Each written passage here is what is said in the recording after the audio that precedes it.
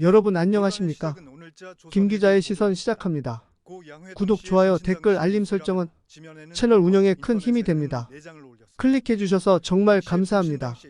저는 최근 악마들을 자주 봅니다. 그런데 가끔 대한민국의 악마라고 부르기에도 뻘쭘한 악마 그 이상의 존재들이 넘쳐나는 것 같습니다. 대한민국 최대 일간지 조선일보와 최훈민 기자는 지난 17일 분신 노조원 불붙일 때 민노총 간부 안마 같다는 제목의 기사에서 민주노총 건설노조 강원지부 어씨가 고 양해동 씨의 극단적 선택을 방조했다는 의혹을 제기했습니다. 그러나 경찰과 현장 목격자 진술 등을 종합하면 조선일보 보도는 사실이 아닌 것으로 드러났습니다. 조선일보와 최훈민 기자는 중요한 사실을 감추거나 특정 부분을 강조하는 방식으로 교묘하게 사건을 호도하고 진실을 왜곡했습니다. 노조 탄압 중단하라며 분신한 양 씨에겐 중대한 2차 가해가 아닐 수 없습니다. 특히 이 기사는 사건 장면이 담긴 CCTV 자료에 기반하고 있습니다. CCTV는 특정 공간만 비출 뿐 소리도 담기지 않기 때문에 사건의 맥락과 실체 파악에 한계가 있는데요. 그래서 보통 취재 차원에서 최대한 많은 목격자와 관계자들을 만나 2중 3중의 확인을 거치기도 합니다. 사실관계에 대한 확인은 여러 차례를 거듭해도 좋을 테니까요. 그런데 해당 기사는 현장에 가장 근접해 있던 YTN 기자들이나 경찰 말도 듣지 않고 익명의 목격자 B씨 발언에 전적으로 의존해 작성됐습니다.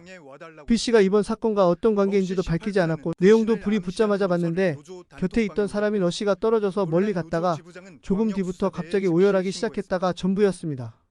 여러 표현들이 특히 모호하고 주관적이었습니다. 기사에는 보통 멀리 갔다가 조금 뒤부터 갑자기 이런 표현을 달지 않습니다. 정확한 수치로 표현하는 것이 상식이기 때문입니다. 강릉경찰서 관계자는 어씨의 자살 방조 정황을 부인했고 YTN 기자들도 현장 노조 간부인 어씨가 양 씨의 분신을 말렸다는 취지로 경찰에서 진술했습니다. 그러나 조선일보는 B씨 발언에 대한 검증도 없이 기사 부제를 잘 읽던 뒤 돌아와 갑자기 오열이라고 표현했습니다. 어씨를 동료의 극단적 선택을 방조한 뒤 뒤늦게 슬퍼한 사람으로 몰아간 것이지요. 더 황당한 것은 하나 더 있습니다. 조선일보는 CCTV 화면을 구독자가 제공했다고 밝혔습니다. 그러나 건설노조는 당시 현장 확인 결과 CCTV는 춘천지검 강릉지청 종합민원실 건물에 장착돼 있었다고 주장하고 있는 상황입니다. 만약 이것이 사실이라면 조선일보가 검찰로부터 자료를 확보했을 가능성이 높다는 얘기가 됩니다. 조선일보가 취재원을 감추고 일반 독자로부터 제보받은 것처럼 포장했다면 이는 언론윤리 위반입니다. 이 기사를 작성한 것으로 알려진 최훈민 기자는 여러 취재를 종합해보면 논란의 대상이 된 게 이번만이 아니었습니다. 어떻게 인간의 탈을 쓰고 이런 기사를 쓸 수 있을까요?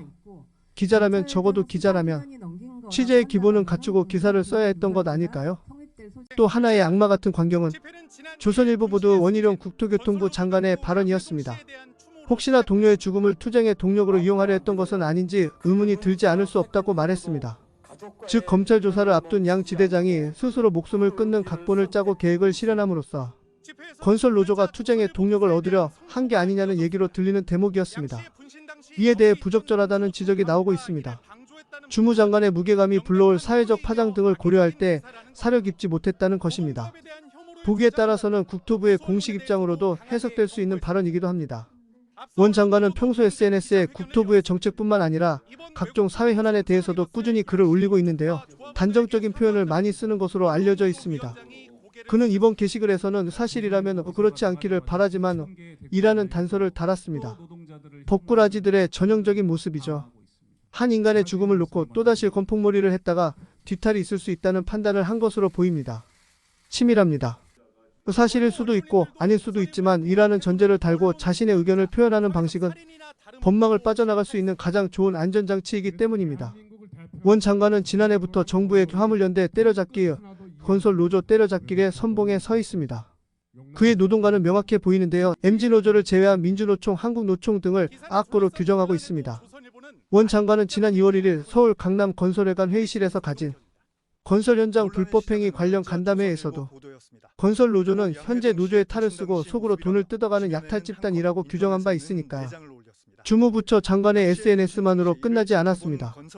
보수 성향 청년단체는 결국 어씨를 자살방조 혐의로 검찰에 고발했습니다. 윤익은 경찰청장은 건설노조에 특단의 조치를 하겠다고 밝혔고요. 이번 사건은 1991년 5월 언론과 보수 논객, 검찰이 합작해 벌인 이강기훈 유서대필 조작 사건과 판박이라고 평가받고 있습니다. 2015년 대법원 재심에서 최종 무죄를 선고받은 강기훈 씨는 18일 경향신문과 인터뷰하면서 살인보다 더한 낙인이라며 조선일보는 30년 전에도 나한테 이미 죄가 있는 것처럼 보도했다고 말했습니다. 동료와 유가족에게 계속적인 폭력을 가하고 있는 조선일보와 최은민 기자, 원희룡 장관은 즉시 사과해야 합니다. 자살보도 권고 기준에 따르면 자살 사건을 보도할 때는 자살 방법, 도구, 장소 등을 구체적으로 보도하지 않는다. 자살 장소, 방법, 도구 등에 관련된 사진이나 영상은 사용하지 보도하지 않는다. 유가족의 심리 상태를 고려하여 세심하게 배려해야 한다고 규정하고 있습니다. 그러나 양해동 지대장의 죽음 직후 조선일보는 그가 호소한 억울함을 외면하며 민주노총 시위의 불편함을 부각했습니다. 보름이 넘는 시간이 지나서야 양 지대장 분신 당시 상황이 미심쩍다며 유족과 목격자 동의 없이 춘천지방검찰청 강릉지청 종합민원실 건물의 CCTV 화면을 보도하고 분신 도구까지 사진으로 실어가며 유족과 목격자에 대한 2차 가해를 서슴지 않았습니다. 자살보도 권고 기준에 입각, 해당 사건 보도를 최소화했지만 미심쩍은 부분이 있어 보도한다는 조선일보의 진위가 의심되는 이유입니다. 악마들의 칼춤이 난무하는 시대, 참혹하고 쓰라립니다. 김 기자의 시선이었습니다.